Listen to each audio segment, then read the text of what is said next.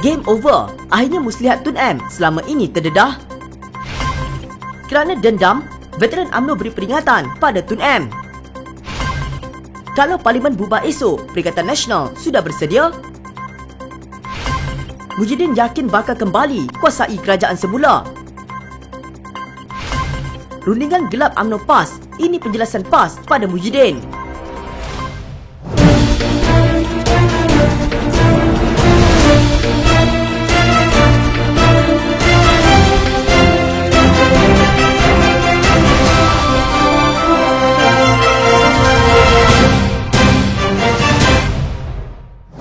Gerakan Tanah Air didakwa hanyalah muslihat Tun Dr. Mahathir Mohamad untuk menjadi kingmaker, justru mendorong beliau untuk mendaftarkan gabungan itu pada Jabatan Pendaftaran Pertubuhan ROS. Datuk Dr. Muhammad Puan Zulkifli mendakwa Mahathir kini mencari bargain power, kuasa tawar-menawar. Kerana menang 2 atau 3 kerusi sudah cukup mencari mangsa baru. Namun GTA tiada parti yang dominan kerana ia hanya disertai oleh Parti Pejuang Tanah Air, Berjasa, Parti Bumiputera Perkasa Malaysia dan Parti Perikatan India Muslim Nasional. Atas faktor itu beliau mendakwa GTA tidak akan ke mana-mana, apatah lagi tanpa sokongan orang-orang Cina. DAP yang Tun M sucikan sebagai parti bukan chauvinis tidak lagi mempercayainya. DAP serik dengan apa yang Tun M buat kepada mereka. Pakatan Harapan tumbang selepas 22 bulan kerana politik toksik Mahathir Muhyiddin, kata ahli majlis tertinggi UMNO itu.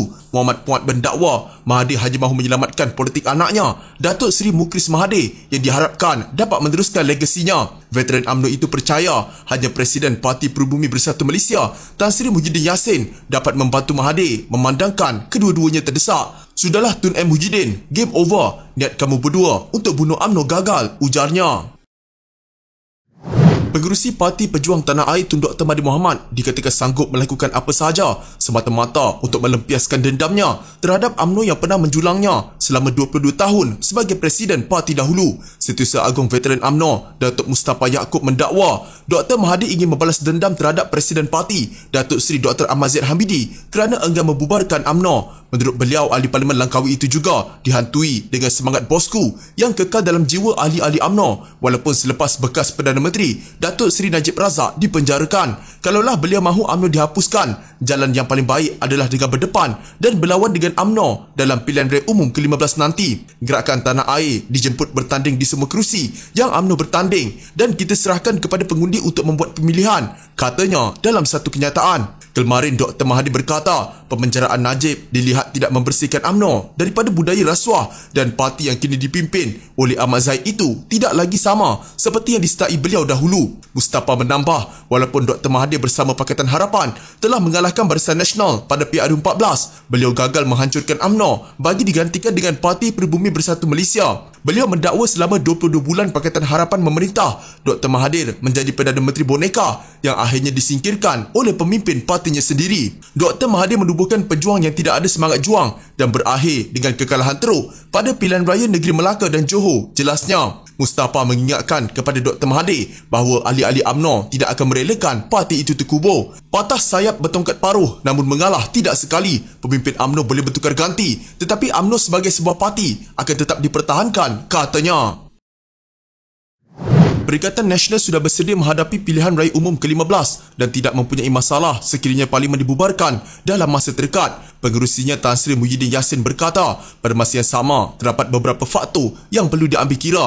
Perikatan Nasional tidak ada masalah dan esok kalau Perdana Menteri Umum bubar pun kita dah bersedia dan kekal menghadapinya. Tetapi penentuan ini adalah di pihak antara Perdana Menteri dengan barisan Kabinet dan dalam Kabinet ada wakil kita yang mana kuasanya dalam perlembagaan. Kalau nak bubar, ia tak boleh dibuat bersendirian. Setakat hari ini, saya tidak dengar apa-apa keputusan bubar. Tak tahulah kalau esok atau lusa di Kabinet dia buat keputusan itu, terserah kepada mereka. Katanya seperti dipetik daripada laporan berita harian. Beliau berkata demikian dalam sidang media selepas program ziarah prihatin komuniti Cina di Pekan Lengga, Pagoh. Dalam perkembangan berkaitan, Muhyiddin bersedia berdepan dengan sesiapa sahaja yang bakal mencabarnya, termasuk bekas ahli Majlis Kerja Tertinggi UMNO, Datuk Seri Razali Ibrahim, di kerusi Parlimen Pagoh. Presiden Parti Peribumi Bersatu Malaysia itu berkata, beliau berlapang dada dan tidak mahu memandang rendah terhadap mana-mana pihak. Tak apalah, sesiapa nak masuk bertanding. Ini negara demokrasi dan saya tidak mahu memperkecilkan atau mengherdik. Saya okey. J. Razali ada kebijaksanaan dia untuk menimbang dan parti dia UMNO akan buat keputusan dan apapun saya juga di sini. Kalau parti saya kata bertanding lagi, saya bertandinglah lagi, jelasnya. Beliau mengulas laporan media tentang kemungkinan Razali yang juga bekas ahli Parlimen MUA akan bertanding di kerusi Parlimen Pagoh pada PRU15. Mujidin menyandang kerusi Parlimen Pagoh selama 8 penggal iaitu mulai 1978 hingga 1986 dan 1995 hingga kini. Razali pula menyandang kerusi Parlimen MUA selama 3 penggal mulai PRU11 hingga PRU13 namun tewas di tangan Presiden Ikatan Demokratik Malaysia Syed Saddiq Syed Abdul Rahman pada PRU14. Parti Bersatu yang mencecah usia 6 tahun akan kembali menerajui kerajaan menerusi Perikatan Nasional. Presiden Bersatu Tan Sri Muhyiddin Mohamad Yassin dalam ucapan sempena ulang tahun ke-6 penubuhannya mengingatkan ahli parti supaya bersiap sedia menghadapi pilihan raya umum ke-15. Seperti mana yang kita semua maklum, pilihan raya umum boleh diadakan pada bila-bila masa. Justru saya menyeru kepada seluruh ahli parti, terutamanya jentera parti di semua peringkat supaya sentiasa bersiap siaga untuk menghadapi pilihan raya. InsyaAllah berkat usaha dan doa saudara-saudari semua, dukungan rakyat dan izin Allah SWT, Bersatu akan kembali menerajui kerajaan menerusi Perikatan Nasional. Selamat menyambut ulang tahun Bersatu ke-6, katanya dalam hantaran di Facebook. Menurut Mujidin, walaupun Bersatu sebuah parti yang baru, namun telah berjaya memberikan sumbangan yang besar dalam pentadbiran negara dan kesejahteraan rakyat. Parti itu katanya telah berjuang melawan kleptokrasi, mewujudkan pemerintahan yang berintegriti dan bebas rasuah. Bersatu juga telah melaksanakan pelbagai program prihatin rakyat yang menunjukkan parti itu berada di landasan perjuangan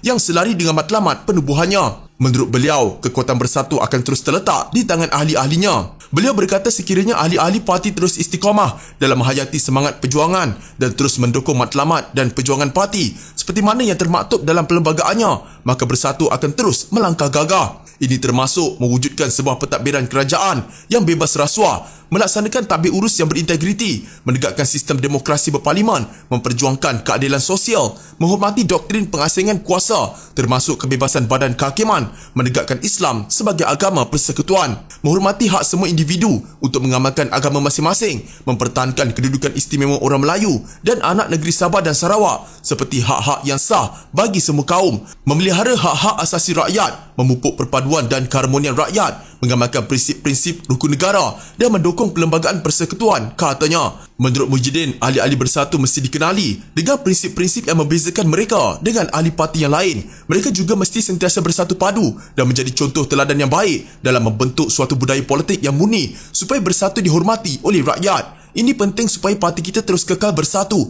beramanah dan bermaruah selaras dengan cogan kata parti, kata Mujidin. Perikatan Nasional menerima penjelasan parti komponennya PAS mengenai isu rundingan dalam gelap yang dibuat dengan UMNO. Pengerusinya Tan Sri Muhyiddin Yassin berkata, beliau menerima penjelasan PAS yang memaklumkan bahawa pembincangan yang berlangsung merupakan rundingan tidak rasmi dengan UMNO. Majlis Tertinggi Perikatan Nasional juga mengambil maklum penjelasan PAS bahawa tiada rundingan rasmi dibuat antara PAS dan UMNO bagi menghadapi PRU15. Perbincangan adalah secara tidak rasmi dan tidak melibatkan pucuk pimpinan parti, katanya dalam satu kenyataan. Kenyataan itu dibuat Mujidin selepas mengadakan mesyuarat Majlis Tertinggi Parti Perikatan Nasional. Menurut ahli Parlimen Pagoh itu, rundingan itu tidak berjaya kerana pendirian UMNO yang tidak akan mengadakan rundingan dengan PAS pada pilihan raya umum ke-15 kelak. Tiada apa-apa kemajuan dicapai daripada perbincangan ini setelah UMNO membuat pendirian untuk tidak bekerjasama dengan PAS dalam PRU15. PAS juga mengulangi pendirian untuk memperkukuhkan kerjasama dengan parti-parti anggota dalam Perikatan Nasional, jelas Mujidin lagi. Sebelum ini, Musyidul Ampas Datuk Hashim Jassin membuat kenyataan bahawa terdapat rundingan dalam gelap antara PAS dan UMNO. Hashim berkata rundingan dalam gelap muafakat nasional antara PAS dan pemimpin tertentu UMNO menyentuh keperluan satu lawan satu di antara mereka dan Pakatan Harapan.